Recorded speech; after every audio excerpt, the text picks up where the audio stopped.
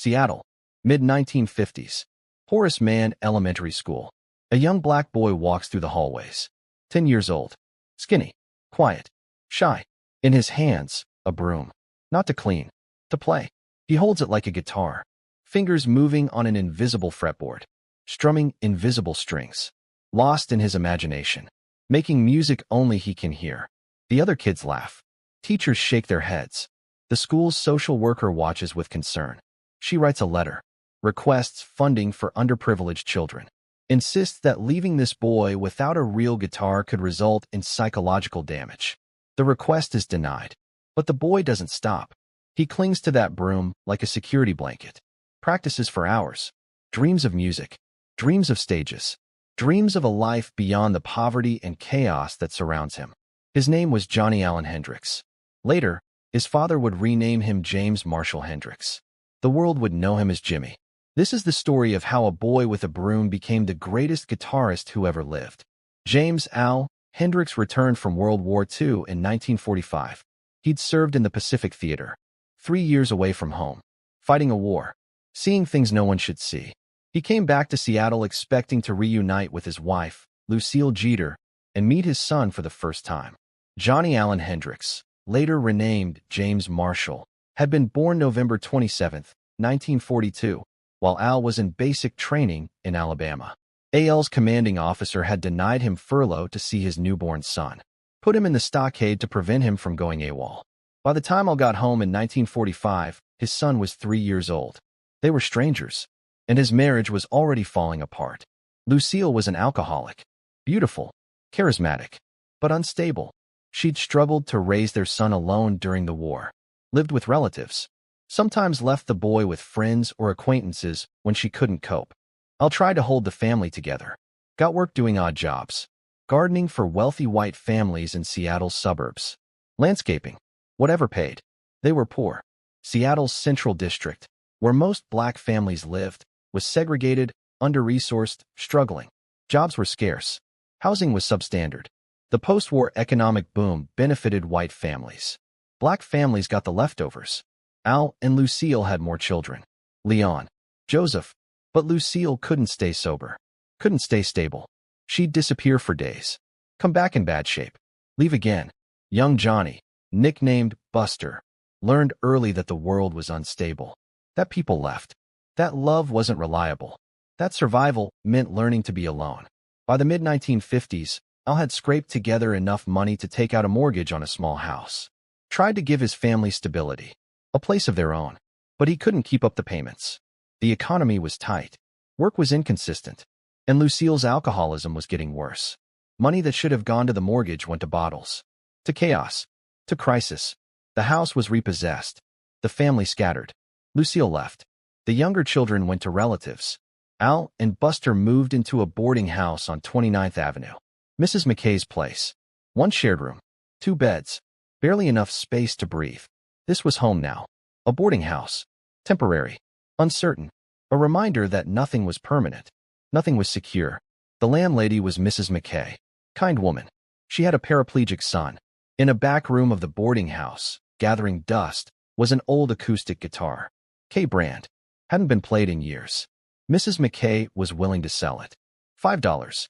That guitar would sit in that back room for months, waiting, while a 10-year-old boy walked the halls with a broom, dreaming of music, dreaming of escape. Buster, young Jimmy, saw that guitar. His eyes lit up. He begged his father to buy it. $5. That was it. Just $5. But Al refused. Cash was tight. They were barely surviving. A guitar was a luxury, an irrelevance, something useless when they needed food, rent, survival. Do something useful with your life, Al told his son. Work with your hands. Al meant carpentry, landscaping, manual labor, a real job, not music, not dreams. But Buster wouldn't give up. Before the $5 guitar, there was the broom. At Horace Mann Elementary School, Buster carried a broom everywhere. To class, to lunch, home after school. He held it like a guitar, positioned his hands correctly, strummed, made sounds with his mouth, pretended. He destroyed several brooms in the process. The bristles would wear out. The handle would crack. He'd practice so hard, so intensely, that the broom would fall apart. His father would come home from work, see straw and bristles scattered across the floor. Evidence of hours of practice. Hours of dreaming. Buster would get a whoopin', his younger brother Leon later recalled. Pa would come home and see the straw and shit from the broom on the floor because Jimmy'd been doing acrobatics with his broom guitar, and Jimmy'd get a whoopin'. But Buster didn't stop. The school's social worker noticed. This wasn't normal childhood play. This was obsession. This was a boy who needed music the way other people need air. She wrote to Al, wrote to the school board, requested funding. Anything to get this boy a real guitar. Leaving him without a guitar might result in psychological damage, she wrote. She was right. But nobody listened. Al refused to buy him a guitar. The school had no money for underprivileged children. The request went nowhere.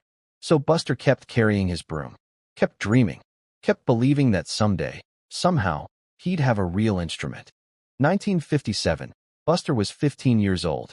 He was helping his father with a side job, cleaning out an older woman's basement, clearing garbage, hauling trash. Among the junk and debris, Buster found a ukulele. Small, for strings, old, worn, broken, only one string left. The woman saw him looking at it. "You can keep it if you want," she said. Buster looked at his father. Al shrugged. "Fine. Take it. One string." That's all it was. One single string on a broken ukulele. But to Buster, it was everything. He took it home, held it, studied it, started playing, learning by ear. No instruction, no teacher, just his ears and his determination. He spent hours with that one-string ukulele, playing single notes, following along to songs on the radio. His favorite was Elvis Presley's Hound Dog. He'd listen to it over and over, figure out the melody, play it on one string. One string was enough. One string was a universe. On September 1st, 1957, Elvis Presley performed in Seattle. Buster went to see him, watched Elvis move, watched him command the stage, watched thousands of people scream and cry and lose themselves in the music. Buster went home and drew a picture of Elvis, acoustic guitar in hand, surrounded the drawing with song titles in his own handwriting and spelling. "Rip It Up," "Don't Be Cruel," "My Baby Left Me," "Love Me Tender," "Heartbreak Hotel," "Peace in the Valley," "Blue Suede Shoes," "Hound Dog," "Paralyzed." That misspelling, "paralyzed," would stay in the family forever. A reminder of a 15-year-old boy who couldn't spell but could hear music in ways nobody else could. February 2nd, 1958. Buster's mother, Lucille, died. Cirrhosis of the liver. Her spleen ruptured. She was only 33 years old. Buster and his father didn't attend the funeral. Couldn't afford it. Or maybe it was too painful. Either way, they stayed away. In the days after her death, Buster drew a picture of his father. Al was lying on a couch, arm over his eyes, exhausted, grieving. Buster captioned it, "Daddy's sleeping." He dated it February 7th, 1958, on or near the day of his mother's funeral. It's one of the most heartbreaking pieces of art Jimi Hendrix ever created. A young boy processing loss the only way he knew how. Through images, through music, through silence. After his mother's death, Buster's obsession with music intensified. It wasn't just a hobby anymore. It was survival. It was escape. It was the only thing that made sense in a world that didn't make sense. Months passed. Buster kept playing that one-string ukulele. But he wanted more. Needed more. Mrs. McKay still had that $5 guitar. The old K acoustic. Sitting in her back room. Waiting. Buster begged his father again. "Please. Just $5. I'll do anything." Al refused. "We don't have money for toys." But someone else was listening. Ernestine Benson. Buster's aunt. His mother's sister. Ernestine had noticed something. The transformative effect music had on this boy. The way he lit up when he played. The way he disappeared into his imagination. She'd given him records. Blues records. Muddy Waters. B.B. King. Howlin' Wolf. Robert Johnson. The real stuff. The deep stuff. Buster would listen for hours. Study the guitar parts. Try to figure out what they were doing. How they made those sounds. Ernestine understood. This wasn't a phase. This was who this boy was. So when Al refused to buy the guitar, Ernestine stepped in. Gave Buster $5. "Go get that guitar," she said. Buster ran to Mrs. McKay's boarding house. Handed her $5. Took that old K acoustic in his hands. His first real guitar. $5. Changed everything. But there was a problem. Buster was left-handed. Always had been. Wrote with his left hand. ate with his left hand, threw with his left hand, played guitar with his left hand. In the 1950s, being left-handed was seen as wrong, sinful, a sign of the devil. Al Hendrix believed this deeply. When he saw Buster playing guitar left-handed, he'd smack him, hit him around the head, tell him to stop. Use your right hand, Al would say. Left-handed is the devil's work. So Buster developed a strategy. Whenever his father was home, he'd flip the guitar around, play it upside down, right-handed, strings in the wrong order. It was incredibly difficult, unnatural, but it was the only way to avoid getting hit. Al would watch, not approval, give him a lecture about doing something useful with his life. But at least he wouldn't hit him. As soon as Al left for work, Buster would flip the guitar back around, play it left-handed, the way it felt natural. Eventually, he rest-strung the guitar, put the thick E string on top where it should be for a left-handed player, made it playable, but he still had to play it upside down whenever his father was around. This created an interesting side effect. Buster became ambidextrous with the guitar. He could play it either way, left-handed naturally, right-handed when necessary, upside down if needed. Later, this flexibility would contribute to his unique playing style, his ability to make sounds nobody else could make, his willingness to break rules because he'd spent his childhood breaking rules just to survive. Tuning the guitar was another problem. Buster had no idea how to tune it. He didn't know what notes the strings should be, didn't know music theory, had never had a lesson. So he walked down to a local music store, watched the guitars in the window, waited for someone to pick one up and strum it. When they did, he listened carefully, memorized the sound, went home, tuned his guitar by ear to match what he'd heard. I didn't know a thing about tuning, Jimmy said years later. So I went down to the store and ran my fingers across the strings on a guitar they had there. After that, I was able to tune my own. Perfect pitch, or close enough, all by ear. No electronic tuner, no teacher, just his ears and his determination. Buster practiced constantly, hours every day, alone in that shared room at the boarding house. The room was tiny, 2 beds, a small table, barely any privacy. But when Buster had his guitar, the room disappeared. The world disappeared. There was only music. He'd sit on his bed, guitar in his lap, fingers moving across the fretboard, finding notes, finding melodies, finding himself. He'd listen to records. Ernestine's Blues Collection, Muddy Waters, B.B. King, Howlin' Wolf, Robert Johnson. The real stuff. The deep stuff. Songs about pain and survival and finding beauty in darkness. He'd listen to Elvis on the radio, Chuck Berry, Little Richard, the new rock and roll sound that was exploding across America. He'd figure out the songs by ear, play along until he got them right. No sheet music, no tabs, no instruction books, just listening and replicating, over and over until his fingers knew the shapes instinctively. His father didn't support it, didn't understand it. Do something useful with your life, Al kept saying. Work with your hands. Al meant carpentry, landscaping, manual labor, real work. He was becoming skilled with lawn rollers and secateurs. A craftsman. That's what he wanted for his son. Security, stability, a paycheck. But Buster didn't want that. Couldn't want that. Music wasn't a hobby for him. It was oxygen. It was survival. It was the only thing that made sense in a world that didn't make sense. By 16, Buster was good. Really good. He'd been practicing obsessively for over a year. His fingers were fast. His ear was perfect. His feel was something beyond technique, intuitive, emotional, raw. He started hanging around other musicians, older guys who played in bands. They'd let him sit in, watch, learn, ask questions. He learned stage presence from watching them perform, how to move, how to connect with an audience, how to make the guitar look effortless even when it was hard. He formed his first band, the Velvet Ones. Him and some other teenagers from the neighborhood. They got a gig at a local venue. Their first real show. Buster showed up with his $5 acoustic. Excited, nervous, ready. The other guys had electric guitars. Fender, Gibson, amplifiers, power, volume. They started playing. The sound hit him like a wall. Electric guitars drowning everything out. His acoustic was barely audible.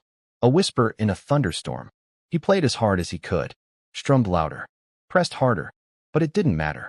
Acoustic couldn't compete with electric. Not in a rock and roll band. After about 3 months of this, 3 months of being drowned out, of being invisible even though he was on stage, Buster realized the truth. I'd have to get an electric guitar. He needed volume, needed power, needed to be heard. So he begged his father again, this time for an electric guitar, an amplifier, the equipment he needed to actually compete. Al was skeptical. They barely had money for food. An electric guitar cost serious money. $80, $90, maybe $100. A fortune for a family living in a boarding house. But Buster had proven something. He hadn't given up. He'd stuck with the acoustic for over a year. Practiced constantly. Played in a band. Shown commitment. Shown dedication. Maybe music wasn't just a phase after all. Maybe it was who this boy was. In 1959, Al walked into Meyer's music shop in Seattle. Looked at the electric guitars. Settled on a white Supro Ozark 1560s. Made sometime between 1957 and 1959. Single bridge position pickup. Very basic, but enough to play in a band. Cost $89. A massive expense for Al, probably months of savings. Probably money he couldn't afford to spend. But he bought it, brought it home, handed it to his son. Buster held that white Supro like it was made of gold. His first electric guitar. The gateway to everything he'd dreamed about.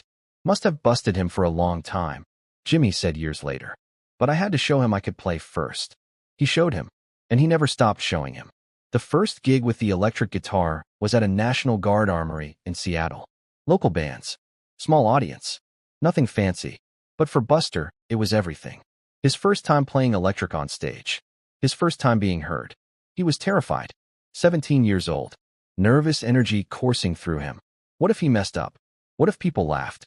What if he froze? He asked if he could play behind the curtains, hidden from the audience. He could play, he just couldn't face them yet. The other musicians agreed. Set him up behind the curtain.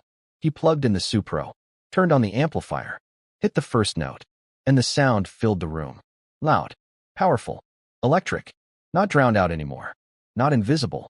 He played, behind that curtain, hidden but present, making music that people could actually hear. It was a small gig. Nobody famous was there. Nobody would remember it except the people who were there that night. But for Jimi Hendrix, still Buster, then, it was the beginning. The moment when music went from a dream to a possibility. From a fantasy to a path he could actually walk. He practiced obsessively, learned from other guitarists, watched them, copied their moves, figured out their tricks. He learned showmanship from Raleigh Butch Snipes, a local Seattle musician who played with his teeth, behind his back, doing splits. All the moves that would later make Jimi Hendrix famous. He learned phrasing from the blues records. Muddy Waters, B.B. King, Robert Johnson. The way they bent notes. The way they made the guitar cry and moan and speak. He learned improvisation from jazz records. The freedom, the exploration, the willingness to take risks. All self-taught. All by ear. All driven by an obsession that started with a broom and a dream. In 1961, Jimmy joined the U.S. Army, 101st Airborne Division. Became a paratrooper, but he kept his guitar with him. Formed a band called the King Casuals. In 1962, he was discharged after injuring himself during a parachute jump. Some say he broke his ankle deliberately to get out. Either way, he was free to pursue music full-time. He moved to Nashville, then New York. Played backup for Little Richard, the Isley Brothers, Wilson Pickett, Ike, and Tina Turner. Always in the background. Always someone else's sideman. Never the star. Until 1966. London. Chas Chandler. The Jimi Hendrix Experience. And then the world discovered what that boy with the broom had always known. He was born to make music. Born to break rules. Born to change everything. In 1965, while still struggling in New York, Jimmy wrote a letter to his father. Dear Dad, I still have my guitar and amp, and as long as I have that, no fool can keep me from living. There's a few record companies I visited that I probably can record for. I just wanted to let you know I'm still here, trying to make it. Although I don't eat every day, everything's going all right for me. It could be worse than this, but I'm going to keep hustling and scuffling until I get things to happening like they're supposed to for me. As long as I have my guitar, no fool can keep me from living. That guitar, that $5 acoustic, the one Aunt Ernestine paid for, the one Al didn't want to buy, that guitar saved his life, gave him purpose, gave him identity, gave him a reason to keep going when everything else fell apart. In 1968, Jimmy offered advice to aspiring musicians. You have to stick with it. Sometimes you are going to be so frustrated you want to give up the guitar, you'll hate the guitar. But all of this is just a part of learning, because if you stick with it, you're going to be rewarded. Stick with it. That's what he did. From the Broom to the one-string ukulele to the $5 acoustic to the white Supro to the Stratocasters that would make him famous. He stuck with it.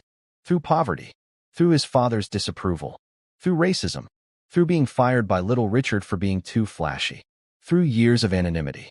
He stuck with it. And in just 4 years, September 1966 to September 1970, he became the most influential guitarist who ever lived. Seattle, mid-1950s. A boy with a broom. A school social worker who saw something others didn't. An aunt who gave him $5. A $5 guitar that changed music history. It wasn't supposed to happen. A poor black kid from Seattle with no formal training, no connections, no advantages. Just a broom and a dream and an obsession he couldn't explain. The guitar became another part of his anatomy, his father said later. It was just in him. It was just in him. From the moment he picked up that broom, Jimi Hendrix was destined to play guitar. Not because he chose it, because it chose him. $5. One aunt who believed. One boy who never stopped dreaming. That's how legends begin.